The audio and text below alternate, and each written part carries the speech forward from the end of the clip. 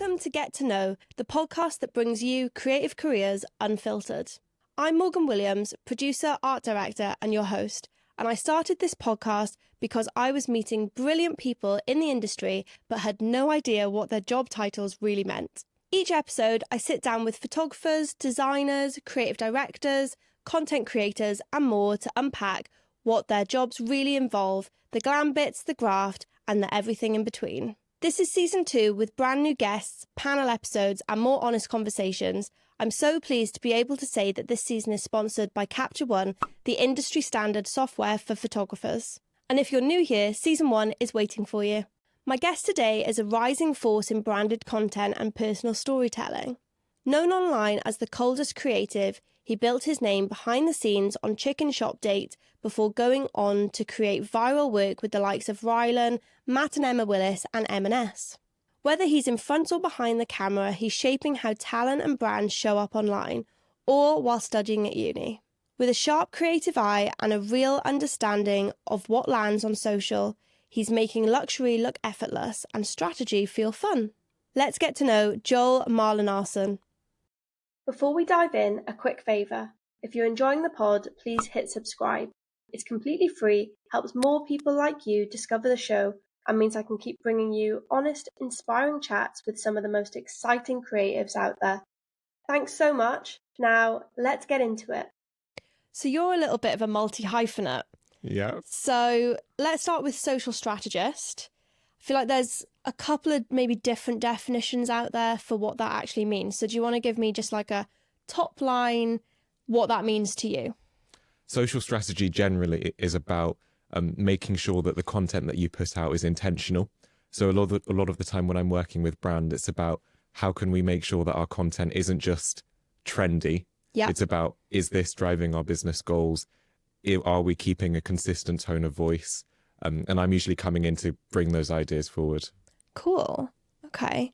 And you're also a content creator. Yeah. So tell me what that means to you as well, because I think it's mostly videos that you really do, isn't it? Yeah. As you said, I'm a bit of a multi-hyphenate in that I'm mainly producing video content. Mm-hmm.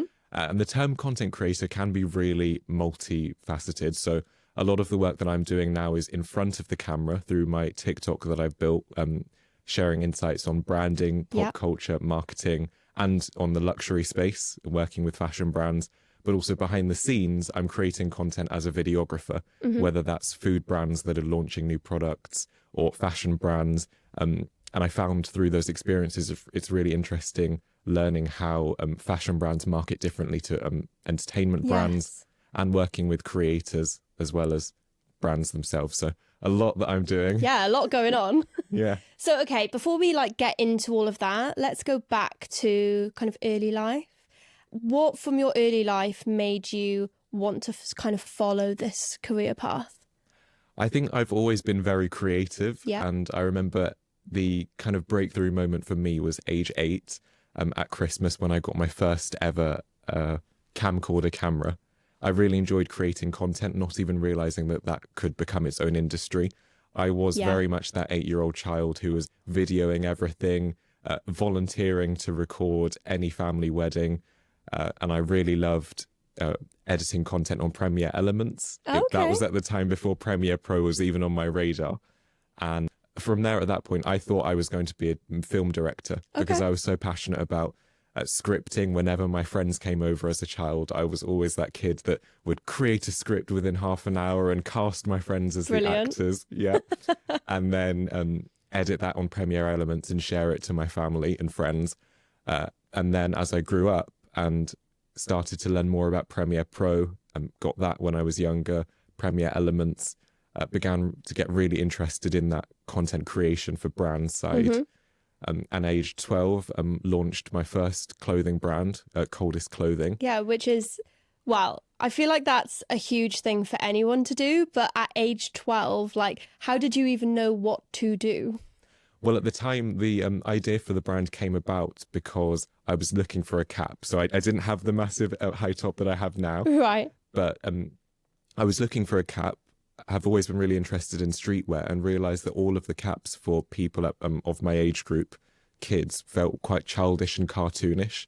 And it was at Yeah. that point I was thinking, why isn't there a cap brand that's creating cool caps for kids? And that's where the idea for Coldest came about, where Amazing. through some sketching and support, finding suppliers in China, had my first cap, launched that online via e-commerce. And then from there, that sold out, then began creating more clothes, not just for kids, but for adults as well. And it was at that point I was combining my love for content creation and video with the business element. So Yes. creating content for my own socials.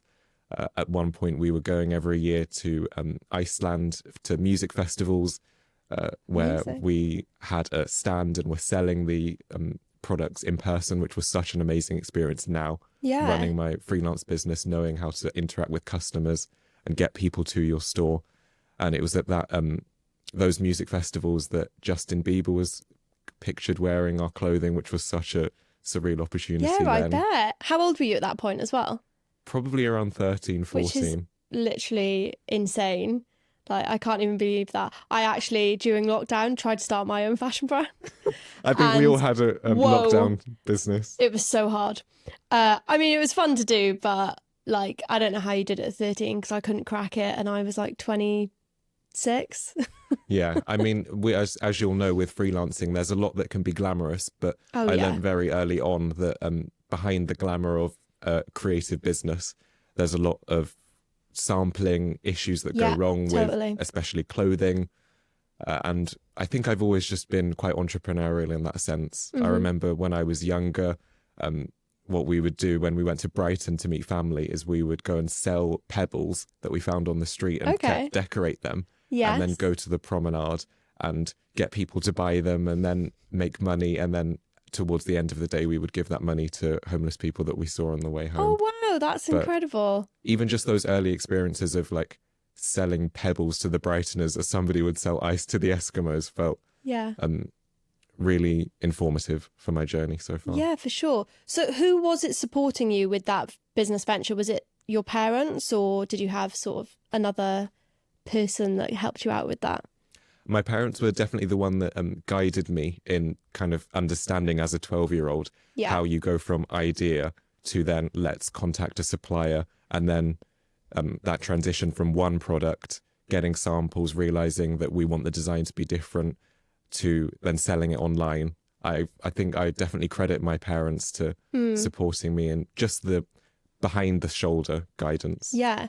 And I think that's amazing that they were supporting you from such a young age to actually go ahead and do it as well. Like, I'm sure some parents would be like, that's a really nice idea. You'll figure it out when you're older. But they actually helped, you know, guide you to find the suppliers and make it into a real business, which is awesome support to have. So how did they even know how to do that? Did they have their own businesses in like a similar, you know, manufacturing way or anything like that? Or did they kind of figure it out as you were doing it? My mum has always been in the fashion business. Okay. She was originally a stylist Ah, and okay. then got into the fish business. And The fish business? fish business, Okay. yes. Selling dried fish. Super Right. unrelated to... Very niche. Yeah, super unrelated to clothing. But then runs as a side hustle a jewellery business. Oh, And cool. I think just generally having parents who might not even necessarily, like my parents do not understand content creation in the way that I, as a Generation Z Yes. influencer / content creator, know it. But having that insight from them and that support from a young age, I feel has really supported me. 100%. I think that's so invaluable, like support. When was the moment that you know, saw content creation as a future career for you? It was definitely when I was running Coldest Clothing. Obviously, the people will now know me as Coldest Joel. The Coldest Yes. name has always been a through line throughout my career. Yeah.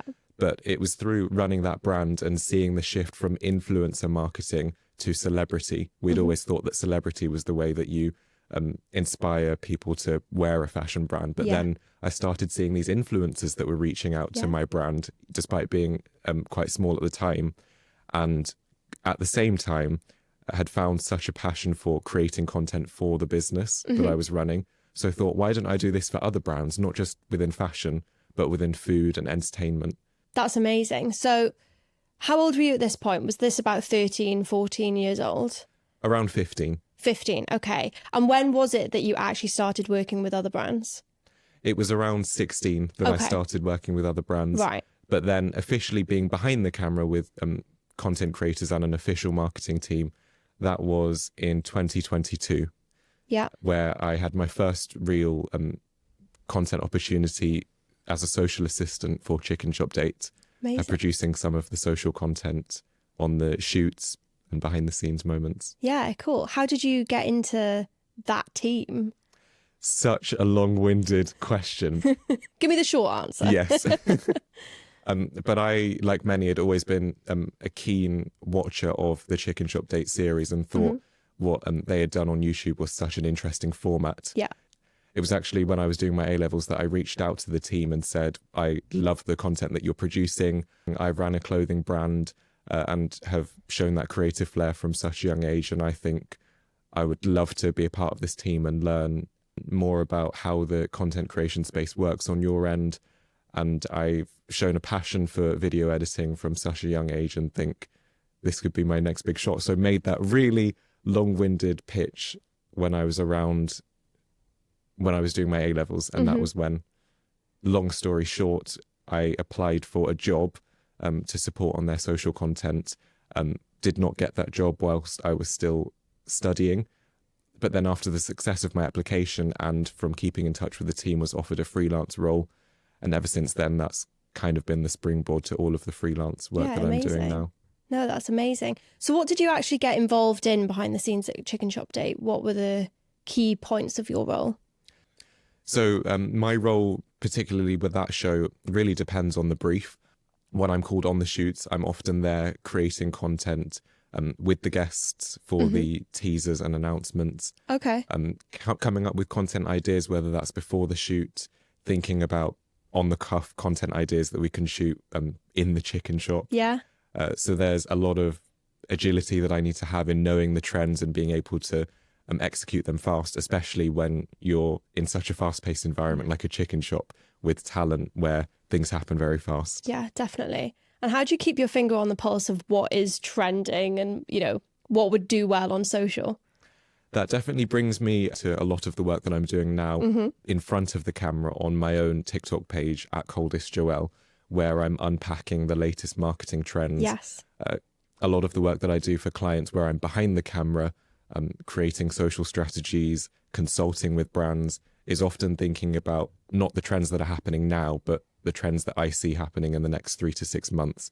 So I'm always keeping on top of industry news, whether that's from publications like Vogue Business or WGSN, thinking about what those big moments are going to be, especially when the clients that I'm covering are in fashion, food and entertainment. So I'm always keeping my pulse on what's going on. Do you think your age has anything to do with it? Like, are you more on social media just because your kind of generation tends to be? So you're a little bit more tapped in with all of that kind of stuff. Do you think that's got anything to do with it? A little bit, yeah. Yeah? I definitely say a lot of the brands that I work with are mainly looking for that Gen Z insight. Yeah. But also I've managed to think about strategy that works for other brands, because not every brand is specific to a Gen Z audience. Yes. The clients that I'm covering are often global brands that have such wide audiences, as well as those really niche startups. And I really enjoy the breadth of work that I'm doing, not just with the household names, but also with those startups that have a mission that I'm really aligned to. Yeah. And what would you say your mission is?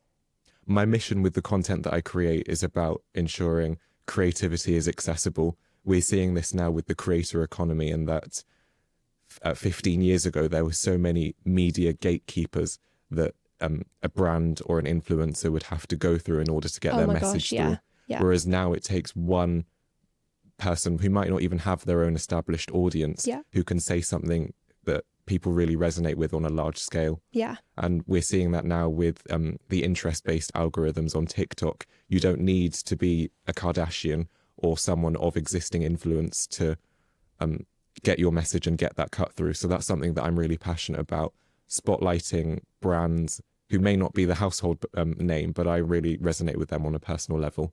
On my TikTok, many people will recognize me from creating content unpacking the 5 best brands in certain industries. Yes. And the emphasis I'm taking, or the direction I'm taking now, is highlighting not just the Skims and the Rhodes and the celebrity backed brands that we all know and love, but those startups, those lesser known brands that I think are equally as brave and deserve that spotlight. Totally. I think that's really good, because when I had my little venture with a fashion brand,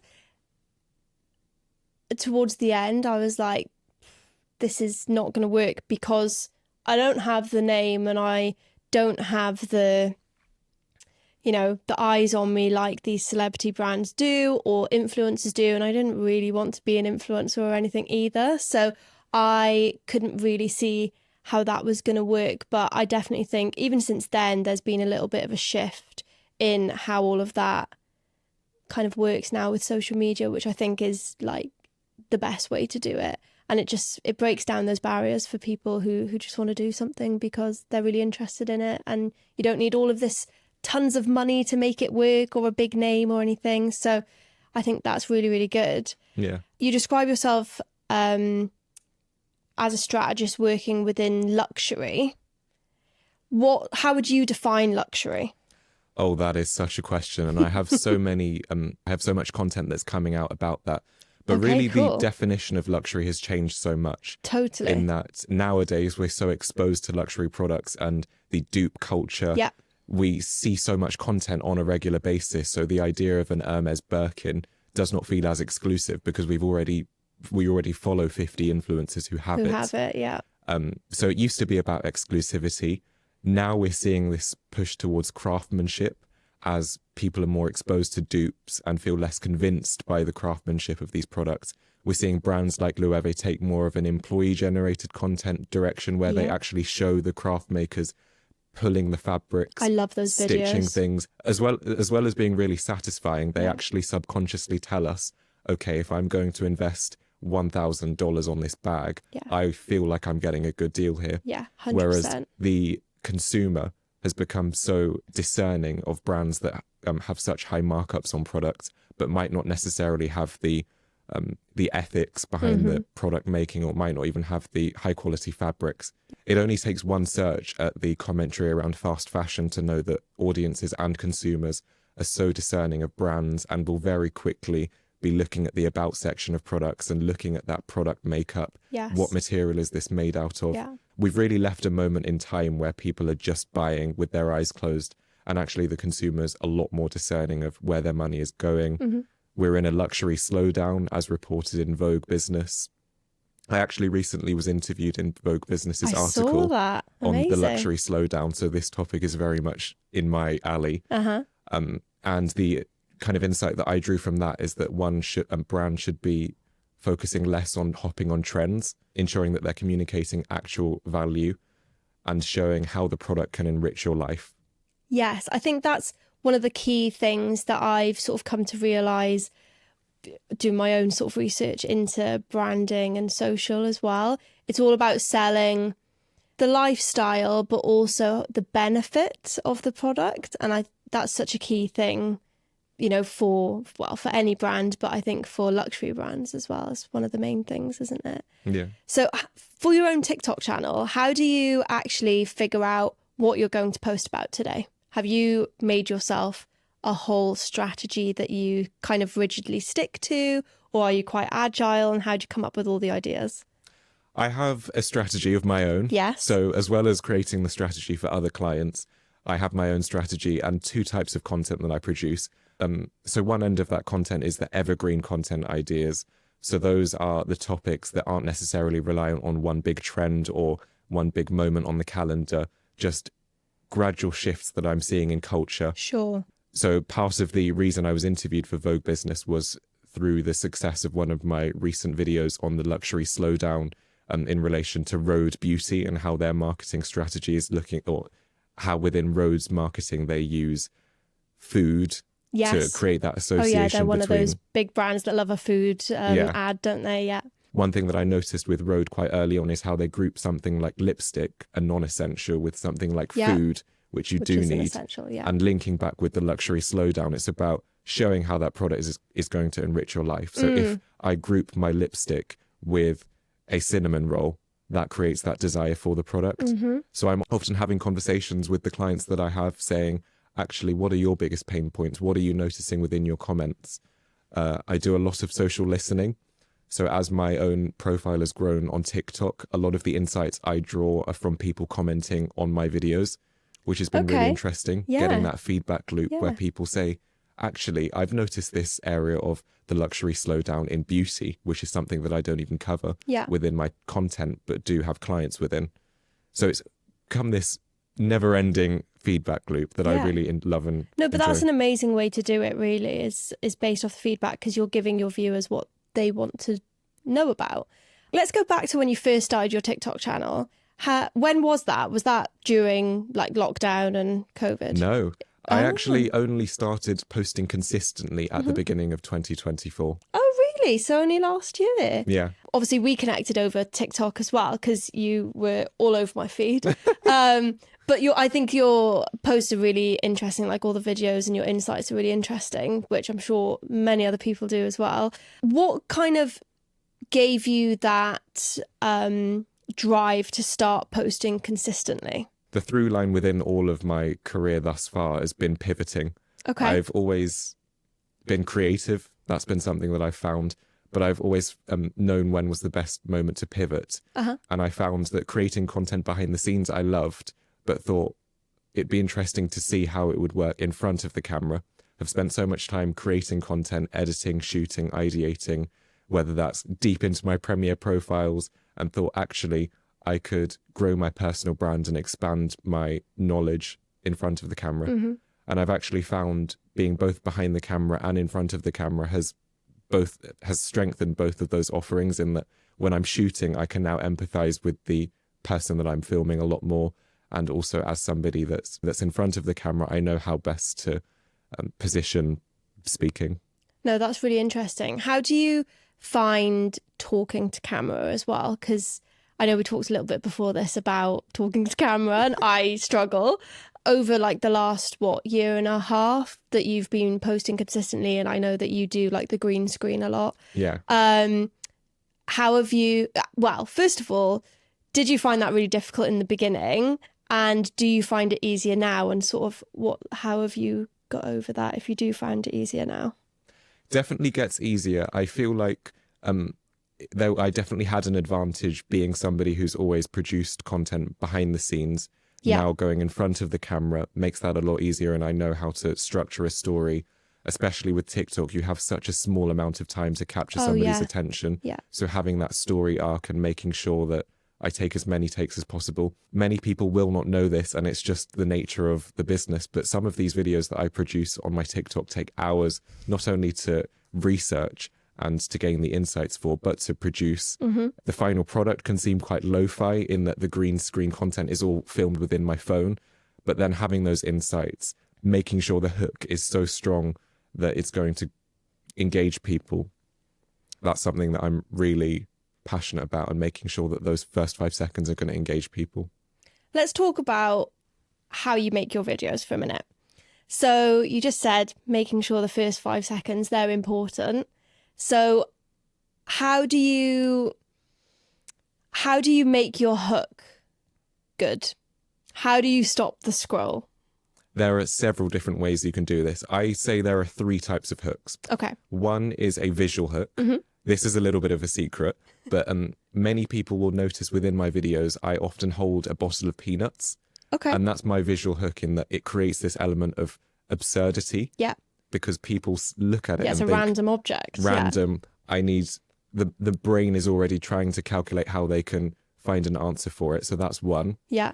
The second element is my background. So I often, when I'm unpacking a brand, I think, what is the most engaging, striking image or video that I can have as the backdrop to really explain without saying words what this video is going to be about. Yeah. And the most important one is that verbal hook. What am I going to say within this first 5 seconds that is not only going to get people to watch, but get people to feel they need to know more? And I found a hook has to leave people with enough to know what they're getting themselves into. Yeah. But not enough for them to just scroll past. Yeah. Okay. And then length of video. So you've hooked them and now you've got to keep them engaged. So what's kind of the right length of video, or is there no right sort of length and anything can work? really depends. I know for my own socials, I often aim for 1 minute to 1 minute 30, really depending on the depth of the topic. And I think having multi-part content series works really well. I'm often saying to brands, think of your social channel like a TV show, in that you want people to keep coming back, have their... now we're seeing a lot of brands taking that sheer luxe approach with employee-generated content. And I think it's such a genius way for brands to get their teams involved and show that craftsmanship, whether that's the team that create your clothes or the team that are behind the scenes producing the content for you, because people are nosy. Yeah. And I love looking at it. yeah, back to your question, in terms of length, as much time as it takes to get your story across, but to leave people wanting a second part and a third part. Okay. I often say to brands, think of your social channels like a TV show, and this is just part one. Yeah. If you go viral, this is one page within your story. Yeah, that makes sense. And then as you have different parts, it keeps people engaged with your platform, on your page, and all of these things, which obviously then help your page to grow and get in front of other people as well, isn't it? So, okay, so length is a kind of dependent on what your subject is about. Yes. But how do you get people to keep watching? So they've gone past the hook. How do you keep them engaged in that video? So from hook, you usually have to deliver a problem or establish the problem. So I can even just cite back to my fashion brands are selling you coffee and cakes because food is the new luxury. That was my hook. Yeah. Within that first 20 seconds after the hook, I'm establishing the problem. With the cost of living, food is now a luxury. Brands are tapping into this through XYZ. I find that you have to establish the problem and the challenge before you start introducing brands and before you start introducing your product. That's really good advice. I'm going to try these tips out. Yeah. How have you learned all of this? Because you're still really young. So I know you've been to university. We'll come on to that in a second. But you did, what was the course in uni? It was graphic design and branding, right? Yeah, graphic branding and identity. So is this wrapped into your course? Or is this kind of aside from university, you've learned this as you've, I don't know, just been around, been on social and through your different sort of work experiences? It's definitely been outside of it. Okay. The course that I was doing with it was graphic branding and identity, which was mainly branding focused. So looking at how design can inform marketing for brands. And I loved that the design course was specifically tailored to designers and creatives who want to work with brands or with creative agencies. I think it just comes from, I've naturally been really entrepreneurial and enthusiastic, but just obsessed with content creation. Okay. You can't beat obsession, especially within our industry, and having that hunger to learn. Why do some videos hook me in within the first 3 seconds? Why is it that some brands with less of a platform, with less financial backing and investors and all the fame that comes with having a celebrity attached to it, why do those brands succeed oftentimes better than those who do have those privileges? So it's really, I've always just been really interested in looking through or looking between the lines. Yeah. And that's a lot of the work that I'm doing with social strategy, is thinking, okay, your brand is in the fashion space, but how can we look at what people are doing in food and tie that with what's being done in your industry? A lot of brands often think, oh, I need to be looking at what my competitors are doing. But I'm often saying, you don't want to be copying your competitors. You want to be looking at what other people are doing, looking at cross-category competitors and cross-category inspiration. And I find that being so multi-hyphenate and having all of these interests, whether it's having that graphic design skill, having that video editing skill, being in front, behind the camera, those all really inform the way I work with brands in a good way. Yeah. So, okay, let's talk about your work with brands then. How firstly, have those opportunities come along whilst you were still in university? So so go back to the beginning of my story. My first real shot within the social media industry was through Chicken Shop Day as social assistant, supporting on their shoots. And I really credit Amelia and the team for giving me that opportunity and taking a bet on me so early on within my social journey, despite obviously having my experience within my business. But it was through there that I then began connecting with other agencies and had that confidence to work with other brands within the entertainment industry, worked with more talent, And again, obviously through building my personal brand and growing my TikTok, sharing those insights on pop culture, branding, marketing, and luxury, that's attracted a lot of new business. Not only new business, but being featured in publications, most recently in Vogue Business, and in Ad Age, speaking about the rise of little treat culture. So it's really, people often say, oh, it only took a year to see that traction. But as you all know, there's no overnight successes. And actually, I've always been pivoting, moving with the market. When I had my clothing brand, I sensed that shift in influencer marketing and then thought, I need to act here. Mm-hmm. Through my TikTok content, that's attracted a lot of opportunities, whether that's consulting with global brands, most recently in the United States, speaking with a global fashion brand out there in Columbus, Ohio, which was such an amazing opportunity, consulting and working with their team. Through building my personal brand, I've begun to realize that there's so many opportunities out there, and actually we often are our own biggest hurdle when it comes to creating content. I, at the beginning, was one of those people that said, oh, I'll wait till I have the newest camera. I will wait till I have the big setup. I will wait till I have X, Y, and Z. But I've found the most success thus far from just acting with what I've got. Totally. And opportunities like that, being in rooms with senior leadership and creating content and consulting for brands at that scale, has really taught me to believe in myself and believe in the insight that I have to deliver and the value. 100%. I think it's always better to kind of act straight away. Take this podcast, for instance. I started it last year and I wanted it to be like this from the get-go, but this costs money, which I didn't have to just spend on a podcast that I had no idea how it was going to perform. So just started it, recorded everything online, was very kind of low production compared to now, but it got out there, and obviously that's led on to me getting a sponsor now and more amazing people coming on like you.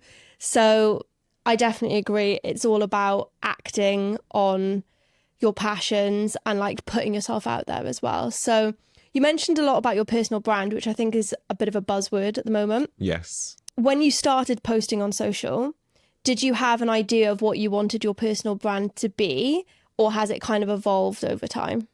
It's definitely evolved. So if I look back to my early self-strategy deck, it certainly didn't look the way it does now. Okay. But I often tell brands and clients, I'm also working with creators as well, that anticipate having to pivot. Yeah, I think my personal branding strategy has always been about going back to my message of proving that creativity is accessible and showing that it's okay to harness the power of creativity in a way that you see fit. Would you say your personal brand is always reinforcing that message, and but it's still kind of evolved in what it would visually look like, or the kinds of things that you talk about, as long as it always kind of drives home that message? Yeah. I think, so going back to the point about pivoting your personal brand, at the beginning of my content creation journey, I was often focused around vlogs and come with me to this shoot. And here's what my life looks like as a creative, whereas now it's pivoted to more social insights. Here is what a brand has done and here is why it works. Here is the psychology behind it. And here is how I would add to it as a social strategist.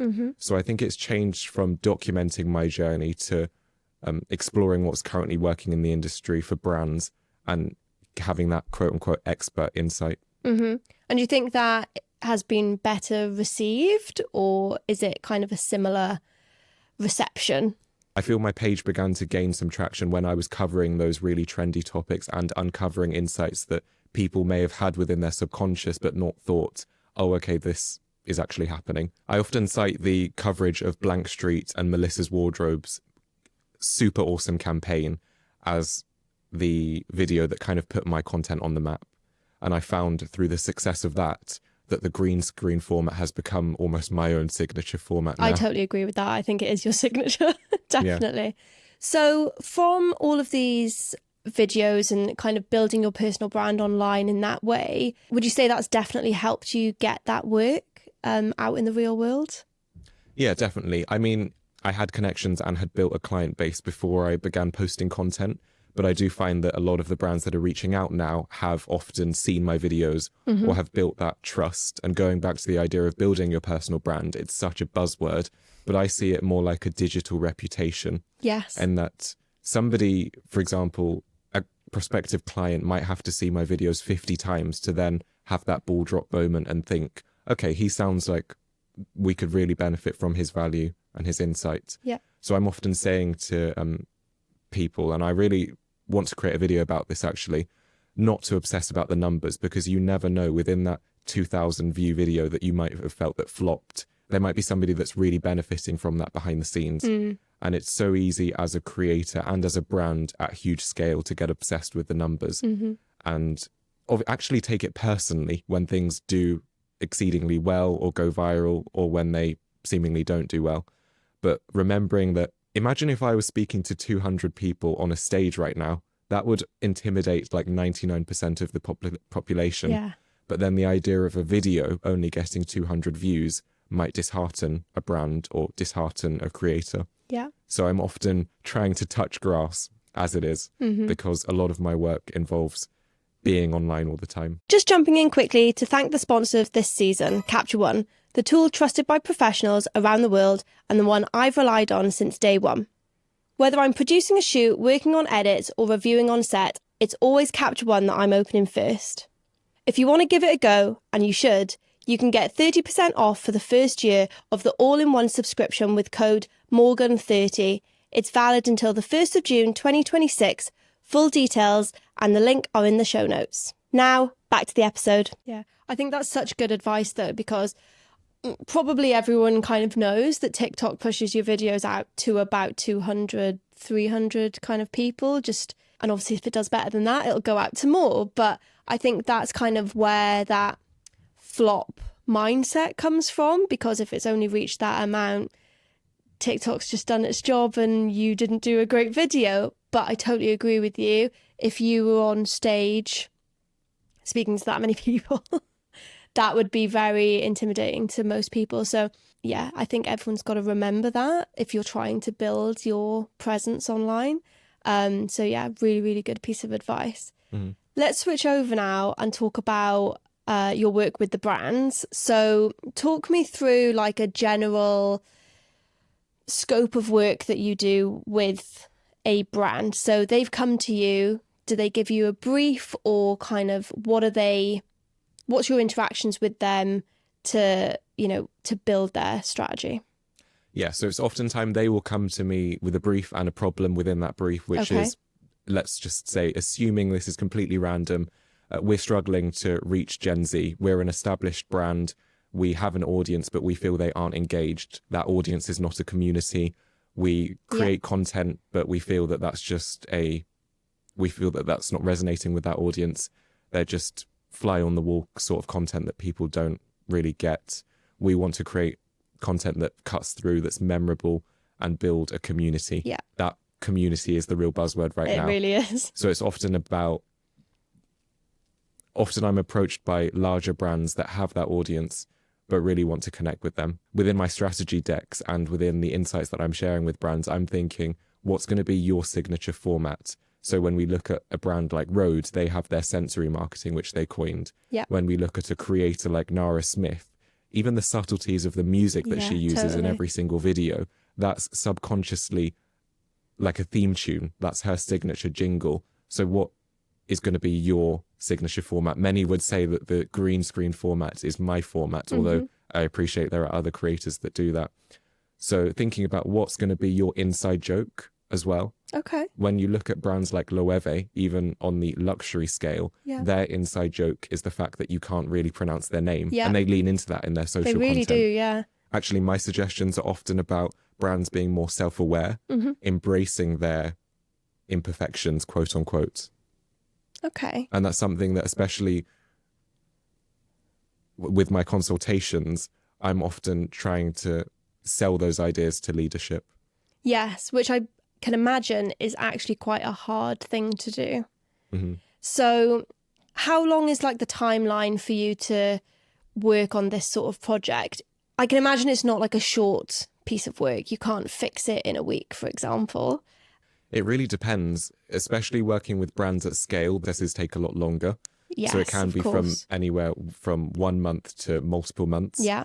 But then when I'm working on shoots, especially with content that needs to go out that's based on trends, those can be done within like a week. Okay. So from ideation to shooting to editing, sometimes even less. A lot of the advice I'm suggesting is that brands should be so much more agile with the content that they're creating. Yeah, of course. And even when we look at brands like, not even brands, but when we look at Kamala Harris's campaign last year, how huge she was on TikTok, one of the interesting insights I drew from her interview that her social team did on, I think it was Washington Post, was that they do not create content or put out a trend if a sound or an audio has over 300,000 users. Interesting. So that's an interesting way of saying, actually, we're not going to react to a trend when everyone else has done it. Yes. So thinking about how you can be agile and fast. It's so easy when trends move so fast to get lost. Yeah, totally.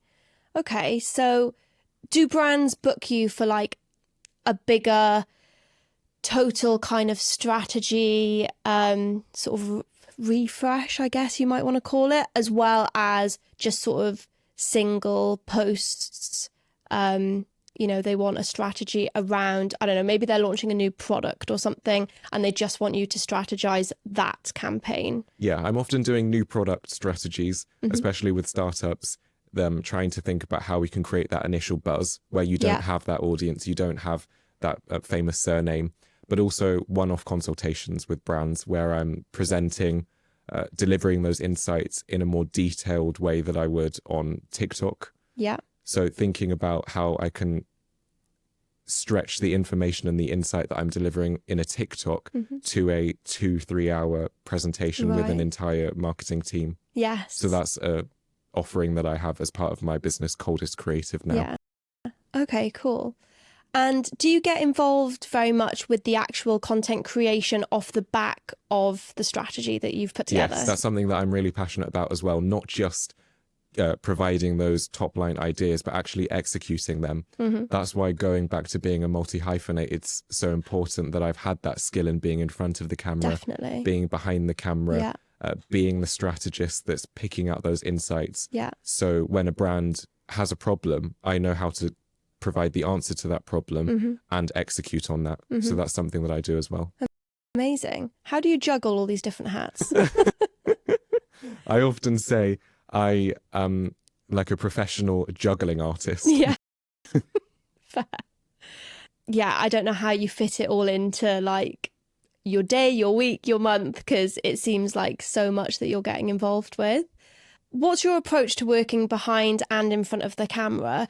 How do you find like a balance between the two? I find that being behind the camera, I'm obsessing more about how I can get the right framing. Is everything going to be in focus?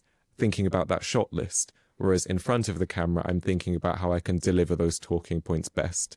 And I find that when I'm behind the camera, I can support the person who's speaking, whether that's most recently with the content I do for Marks and Spencer's. I create quite a bit of the celebrity ambassador content where they're presenting some of the new items and the new foods that are launching. So being behind the camera and having that experience speaking to camera, I can think about how to communicate that message more clearly. Definitely. Should we talk a little bit about what you've done at university? So tell me about the course. You said it's more focused on kind of branding. What's kind of your key modules that you've been learning about? Yeah, so it's graphic branding and identity. In its simplest form, I would almost describe it to somebody who doesn't know much about graphic design or brand strategy, a bit like The Apprentice, and that we're delivered a brief to create a brand from scratch, might be given a product, and then we have to draw those insights within the industry. Let's say it's a skincare product. What is the name of it going to be? What is the gap within this market?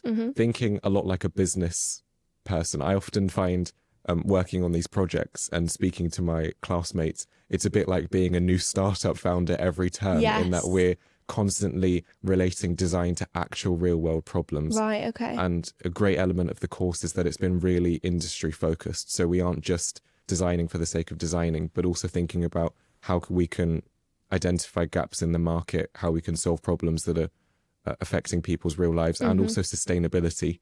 That's such an important part of the design and marketing area now. Have you found that what you've learned in the course actually has helped in your freelancing? 100%, yes. Even just the frameworks and the way I deliver messages within pitching, within presentations, it's all been such a wild ride, but I've loved every second of it. And building the business whilst being at university has really proved my ability to delegate tasks and to time manage. What made you want to freelance alongside doing a university course? Because that is a lot to do at the same time. I've always had the attitude of not waiting until getting a degree to really kickstart my career and create those connections and build that personal brand. And I felt from the beginning that being at university and having that insight, studying branding, but then also having hands-on experience working with brands feeds into each other. And I feel that's helped. Fair. Have you found that it's actually quite difficult to juggle the two things, like maybe having to be in two places at once or deadlines and all that kind of stuff? It's definitely something that I've learnt how to handle. Yeah.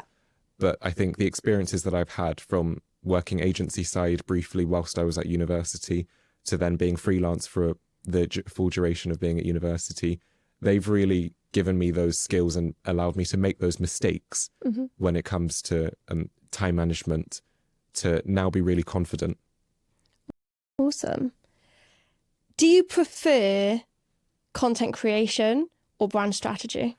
That is such a tricky question. It's a bit like I just see them on a Venn diagram and that there's so much overlap. Yes. When I'm not doing one, I'm often thinking about the other. Okay. And they feed into each other. So I often say when you're creating content, you have to have a strategy or an intention, because otherwise it's just fluff. Yeah. In a world where we're getting so much more AI generated content that lacks that human heart and purpose. That's something that I also learned within the degree that I was studying, is how can you create a brand that actually has purpose and that people feel magnetically attracted to. So I'm often thinking when I'm creating content, is this going to really amuse somebody? Does this deliver entertainment, amusement, education? With the content on my own TikTok, I'm often thinking, is somebody going to leave this thinking, okay, I've actually learned something new, or this is really interesting, I'd never looked at it from this angle. Yeah. So it has to deliver both. And that's why I love brand strategy and content creation. Yeah. So to answer your question, I can't pick one. No, that's completely fair enough. And also just to add to my passion and my message as a creator, not just highlighting trends or speaking on the biggest brands who obviously get enough press as is, but my real mission with the content I create is to democratize influence and to allow people to understand that your creativity can really inspire people. I've obviously had such incredible opportunities to be featured in publications that I once dreamed of 100%. and have opportunities to work with global brands and fly across the world for them. But the root of all of those successes and those opportunities has been taking a risk, betting on myself to create content and not being too much of a perfectionist. It's so easy as a creative. We are in the business of making things look stunning and perfect, but you have to make sure that you're executing as well as not just living in the, I wish this was better, let's do this before I do this. That kind of leads me on to my next question. What do you think is something that people misunderstand about brand strategy and content creation? Oftentimes they don't see the value in one or the other. They think, oh, well, I create loads of content. I post 3 times a day. I have a team of 50 who create content all the time. But if there's no strategy to, or no insight into why your audience wants or needs this, then the other won't succeed. So it's a bit like you need one to have the other. Yeah. And that's why I really love creating the content where I'm unpacking insights, because I can use those insights on shoots where I might not be in front of the camera, where I might be coming up with the ideas, and I can actually think, user X537 said this insight, which I found really interesting, and that links with a shoot that I have with Marks and Spencer's, where we're producing content for this food launch. Yeah, definitely. How much time do you actually spend in your insights? It depends. So let's say I have a shoot day. I will often spend a whole day on strategy, thinking about what those key insights are for the product. Let's say it's a tiramisu content launch for Yeah. Marks and Spencer's, I will be burying myself in all of the tiramisu content, doing some social listening, thinking about those viral food trends that are happening and how we can approach it from a different angle, even with certain foods like pistachios being the new food trend. I'll often be thinking about what brands can I recognize within that space that are doing interesting things. Interestingly, so many food trends are now coinciding with marketing trends. We've seen the rise of the pickle with Good Girl Snacks as the kind of leader of that space. So I'm often thinking at the back of my head, as it's always whizzing with ideas, how can I tell the story of this food item or this brand in a different way? Do you ever disguise research for a brand project as a post on your own TikTok? Oh yes, all the time. I mean, you've hit the nail on the head there. Okay. I think that's how I almost reverse engineer the insights that I get from the content, because I'm often within my decks saying, you know, I've got these comments that I've identified on key posts related to your product within the last 6 months, and these are the pain points people have. And as well as drawing on my primary research, I'm looking at secondary sources like WGSN. Yeah. I love their trend research because they cover fashion, which is a key area that I cover on my TikTok. Thinking about Vogue Business. Yeah, I love reading their articles. We're seeing a huge shift now with authenticity, another big buzzword. Brands used to think that authenticity meant creating lo-fi content or filming everything to look really deliberately scrappy on a phone. Whereas now we're seeing this shift towards episodic content where brands are investing more into production, making content feel like an actual TV show. Yeah, I do love those. Yeah, it's They more look about great. escapism now. Yes. It's not about how authentic can you be perceived. It's about how can you take your audience away when really, if we look at what people are doing when they're scrolling, they are seeking escapism. 100%. It's people on the bus or people on the tube that are escaping the mundaneness of life. Yeah. Totally. Because I think that's actually really interesting what you've just mentioned, because I think advertising back in the day before social was around was all about kind of escapism and selling people the dream and all that kind of stuff. And then social came about, and then it became more about real life. And, you know, phones obviously had cameras now, so everyone could create content, and there was all of that. So it got really real. And now people are bored of that because, well, that's been around for what, 10, maybe more years. So they're kind of seeking that escapism again, I think. So yeah, that's a really interesting, it's interesting to see how that kind of fluctuates, isn't it? And sorry, what's particularly interesting is that authenticity has just become sort of a blanket statement. Yes. Whereas authenticity means different things for different brands. Totally, yeah. And authenticity is often confused with relatability. Yeah. And that a brand, let's say a luxury fashion brand, they can be authentic, but they might not be relatable to the masses. So often authenticity for my page is not about me talking about myself all the time. It's about me drawing on honest insights that I found. And authenticity for a lifestyle creator might be showing those get ready with me's where they're talking about their kind of personal life. Yeah, exactly. It doesn't have it's to what's be a one size authentic fits all. to you, isn't it? Yes. Yeah, rather than authentic as a blanket for everyone. 100%. Yeah. So you spend a lot of time doing research, insights, as well as the kind of fun content creation part. Would you say that that's like the less glamorous side, or are there any other less glamorous parts to the role? I'm sure you can agree as a freelancer as well in your creative production that the least glamorous side is obviously the amends. It's quite a... There's so many. Oh yeah, the amends. Yeah. So when you're working on projects that are quite big and with brands that have so many stakeholders to report to, you will have to support on amends. So it's often iterating, going back, going forth, perfecting things. Yeah. I said earlier about in some instances, whilst it makes sense not to be a perfectionist on camera, when you're working to such a specific brief, I found you have to be a bit of a perfectionist and really interrogate a problem. Yeah. So do you have a process for that before you actually deliver anything to client to kind of minimize the the amount of amends that there are. Oh yeah, I always have very specific project deliverables, which just make sense on both sides. Totally. To understand what the scope is. Do you have briefs that just change? So the deliverables halfway through the project suddenly, double or something like that? Yeah, naturally. Sometimes it's brands that say, actually, we want a shoot producing 3 pieces of content for this product that we've launched. And then you get on the shoot and the energy is amazing. The talent are really enthusiastic about the product, or whether it's an interview like Chicken Chop Date, something might have been said within the interview and we think, oh, that would work really well with this trending sound. This wasn't on our shot list. Let's just get that executed now.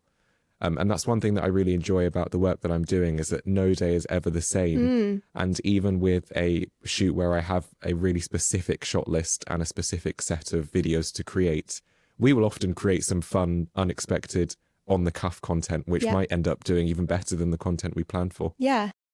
No, I can definitely see how that happens. And you said as well that you give your insights to these brands on what trends you can see coming up, or your forecast of what trends are going to come. How do you actually go about finding out what they are? Well, yeah, that goes back to my reports that I'm looking into. So I'm a big avid reader of Vogue Business, avid reader of WGSN and their trend reports, also looking at Pinterest Predicts. An interesting thing about Pinterest is that people, when they're looking at fashion, they will create their pins months in advance. So Pinterest has the data where they can predict what's going to be trendy in the next 6 months, because people are already planning for their weddings in a year. People are already planning what they're going to wear this summer. So on the fashion side, I see a lot of my inspiration on Pinterest. And you can also look at the numbers in what content's performing well on there as well. On Pinterest? Yeah. Is this a different website to just normal Pinterest? No, on the Pinterest reports. I need to look that up. I don't know about that. Oh, that's really interesting. Because I use Pinterest all the time, but I don't know about this feature. So you're going to have to show me after. Yeah, you'll have to look into Pinterest Predicts. Okay. That's where, I mean, I can tell you a couple of the insights now. We're seeing the rise of the pickle, the humble pickle, hence the rise of like pickle martinis. You'll see brands like Good Girl Snacks. They're huge for their pickle brand. And that's not just them. That's just a wider shift in culture. Looking at trends like the Fisherman core that's coming in, Fisherman aesthetics, that's going to be huge and has been forecasted by Pinterest as well. Yeah. Amazing. Okay, cool. I'm going to definitely look into that after this. So if you were talking to someone right now who wanted to break into content creation and strategy, what would be your biggest piece of advice? Oh, 2 pieces.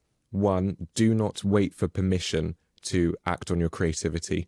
We are, going back to my mission, we are at a point in media and consumption where anybody has the power to spread a message or say something and be heard without the need for a gatekeeper or a middleman or an agent or a PR team. So really thinking about what your message is, having that confidence and that self-belief to go forward with it.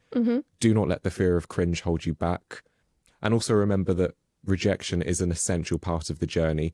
It's all part of the business. Do not take it personally. Oftentimes, if you're being rejected by a brand, that brand is rejected by several other brands so many times. Yeah. So it's really not personal. It's just part of the business. Rejection is a right of way, and just got to keep moving, have a strong backbone, because the longer you go for it, the easier it will be to break through. Totally. And what tools do you use like on a daily basis to help you in your role? I love using Playbook. It's a bit of an alternative to Dropbox. It's specifically for creatives in that you can store large files. I think it's up to 4 terabytes of storage that's complementary within the package. And I love the user interface. Super easy to send clients videos and get comments and downloads directly within it. Oh, cool. I'm going to have to check that one out. So that's something that's eliminated the need for constant WeTransfer files. You'll know how it is within our business. WeTransfer has changed recently. Have you seen? Yeah. It's annoying now. Yeah. I mean, I love using Playbook. It just makes things a lot more convenient. For music, especially with larger brands that need copyright-free music. I'm often using YouTube Audio Library. That's a great tool I found. And Notion is just my go-to for project management. Often within my notes, I'm thinking about documenting all of my content ideas. Yeah. When I'm sure you can relate to it as a creative, you get your best ideas at the most unexpected times. So I have my notes folder ready to go, whether it's getting ready for a shoot, whether it's in a car, in an Uber, in a plane, in a lounge, anywhere. You never know when those ideas are going to come through. Totally. And I often cite the story of the I Heart New York logo and how the designer of that logo literally made it on a napkin whilst in a taxi. And that was just... That's iconic. That's iconic. So I think if I'm going to have iconic ideas, then I need to have a place to document them on standby. Definitely. So notes folder, always. Yeah. And what about like equipment that you use for content creation? Oh, my go-tos, you never know what to expect with a content shoot. Yeah. A lot of the content, as I said, can feel so unexpected. And you can have these ideas on the spot that you think, actually, we need to execute this within the next.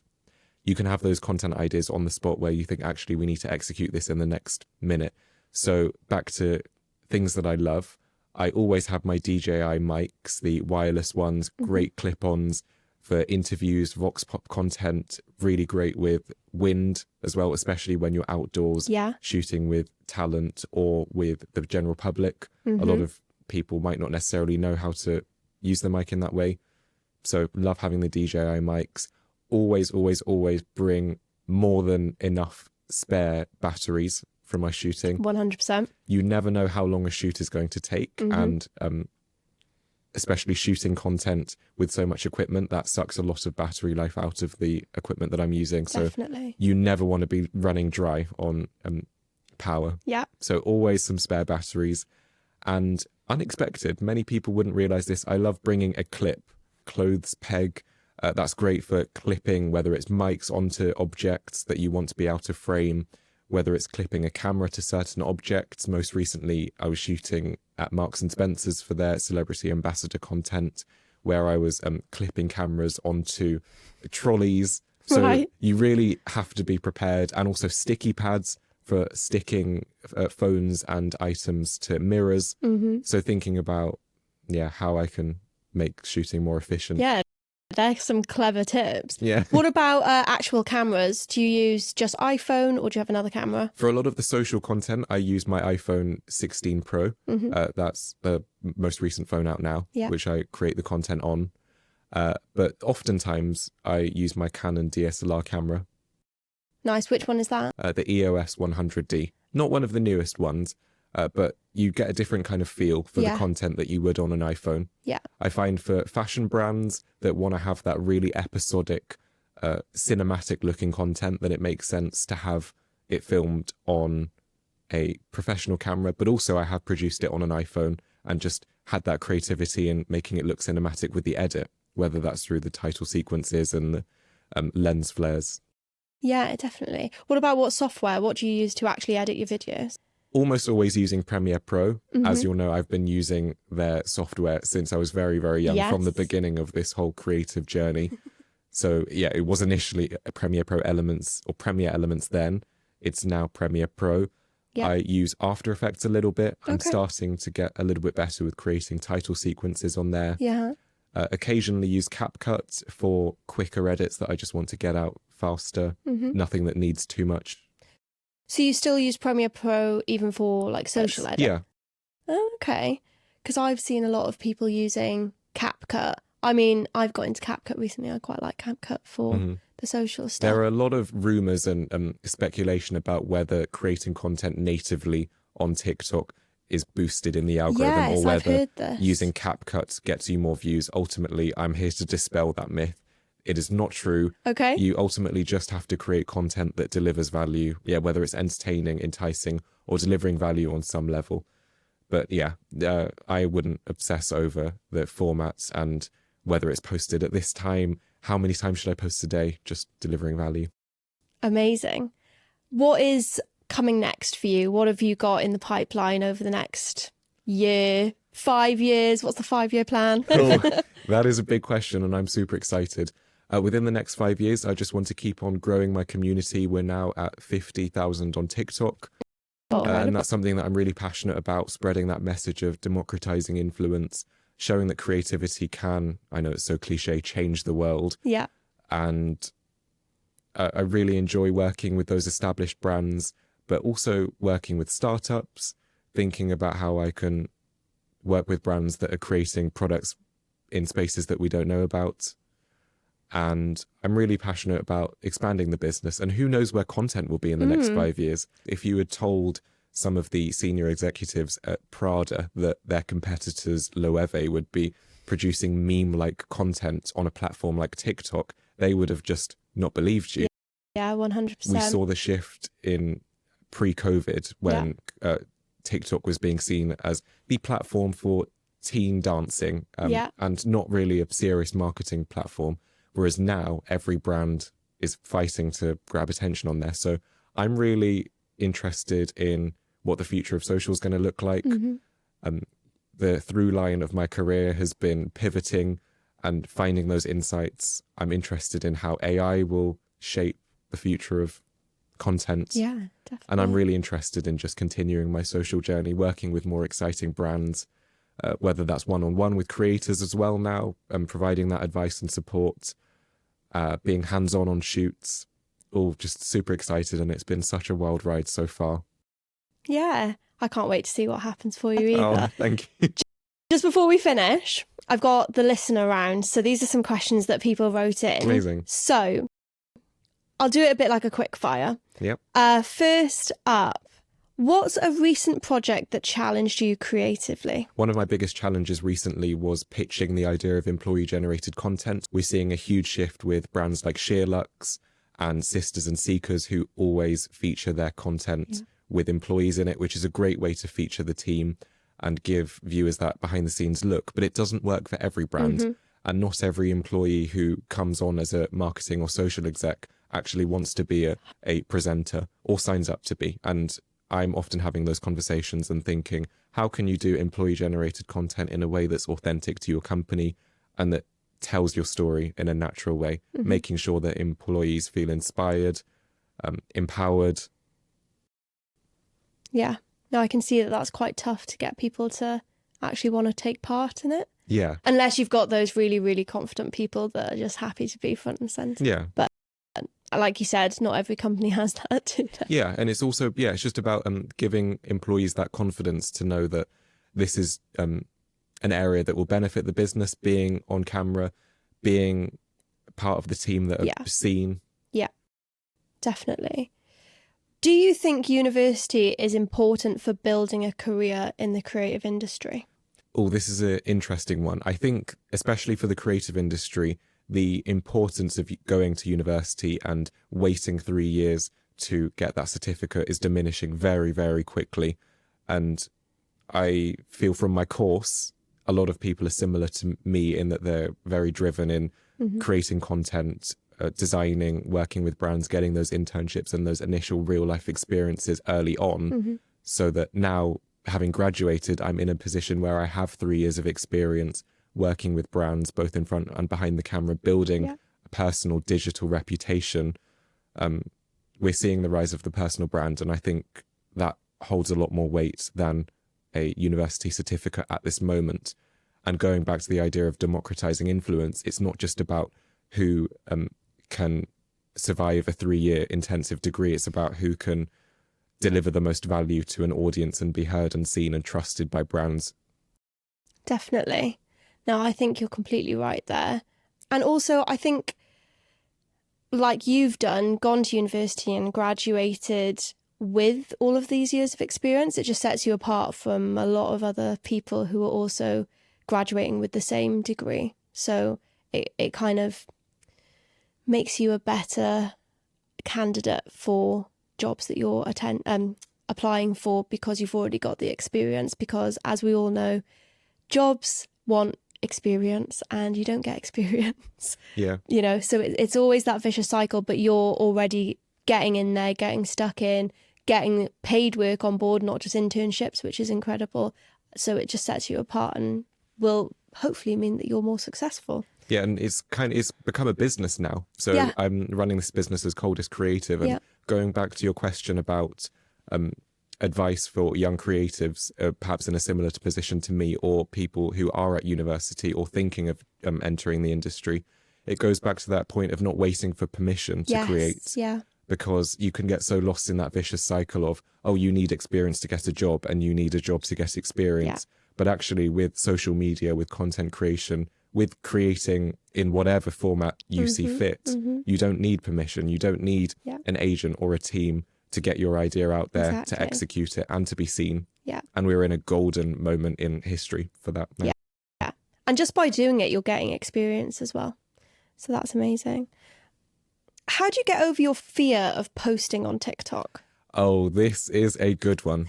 You have to... So there are multiple parts to this. You have to detach your ego from the numbers. We've spoken about this as well. Yeah. Understanding that the numbers are not a reflection of personal worth, but rather a reflection of who the algorithm has decided to pump this content to. Thinking in real terms. So if there are 900 views on a video, would you even have felt confident voicing this to 900 people? Probably not. But if there are 2 people who are consistently commenting on your video saying, yeah, love this, this is really interesting, that's all you need. You don't need to be in the game of chasing numbers, because that's a never-ending one. And on my second point about the fear of posting is remembering that nobody is thinking about you as much as you think about yourself. Nobody is going to notice that spot or that element of the video that you're obsessing over. And remembering that if you're producing a 1 minute 30-second video, that's 1 minute and 30 seconds in somebody's 86,000 plus second day.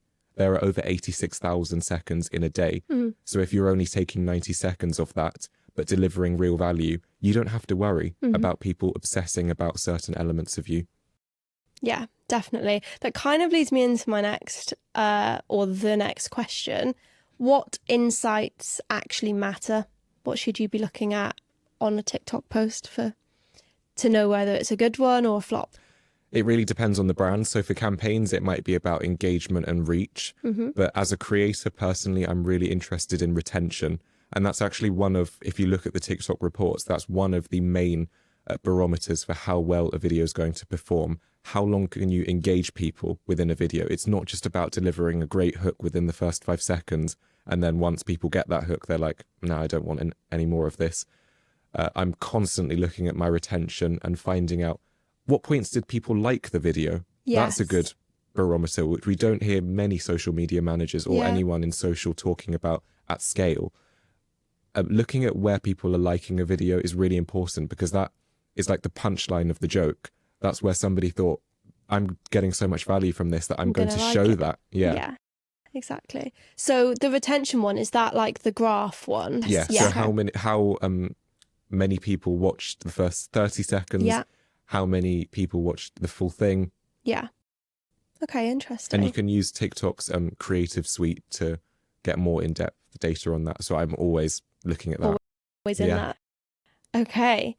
And last question.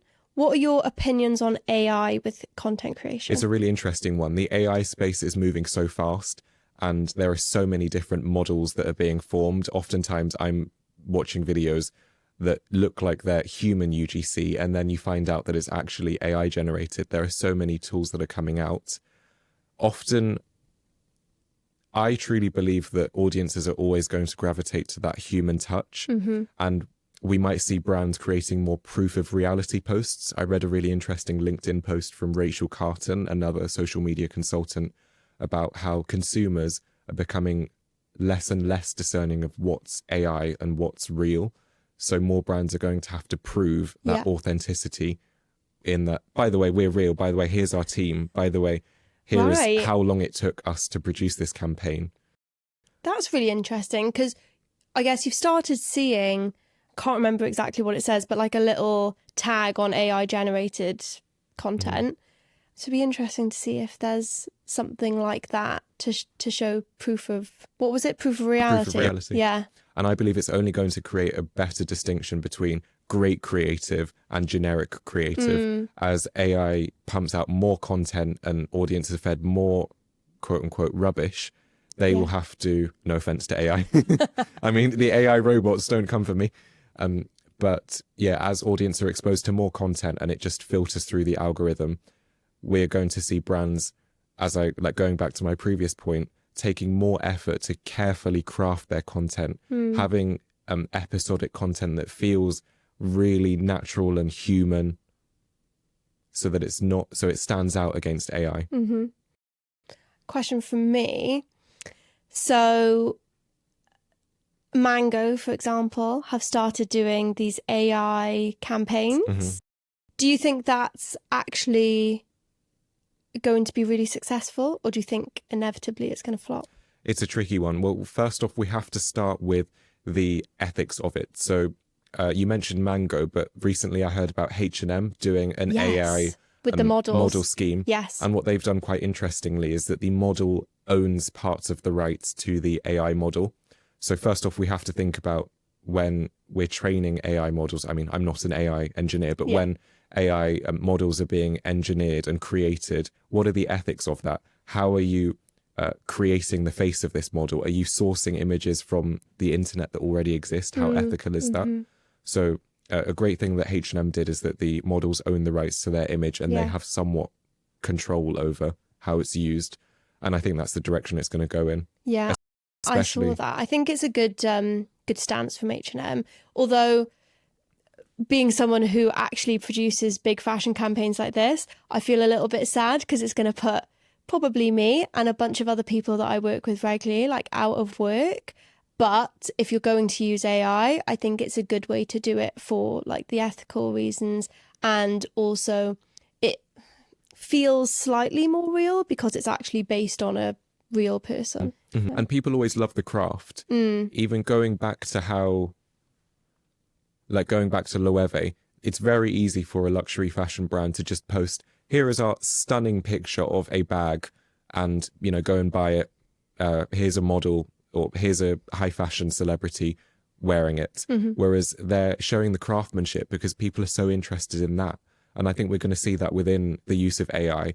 Brands who aren't using AI are going to be showing those fashion photographers, highlighting that team, so that people have a relationship with them. It goes back to why employee-generated content is doing so well right now, because people want to have that parasocial relationship and connection with the team. Even if, with Sheerluxe, many people don't understand what their actual job title is. It's very true. But they're so keen to see what is happening behind the scenes and lifting the lid on that reality. Yeah, for sure. I think that's a great place to end. Oh, amazing. Thank you for coming. It's been such a good conversation. Thank you for having me. Amazing.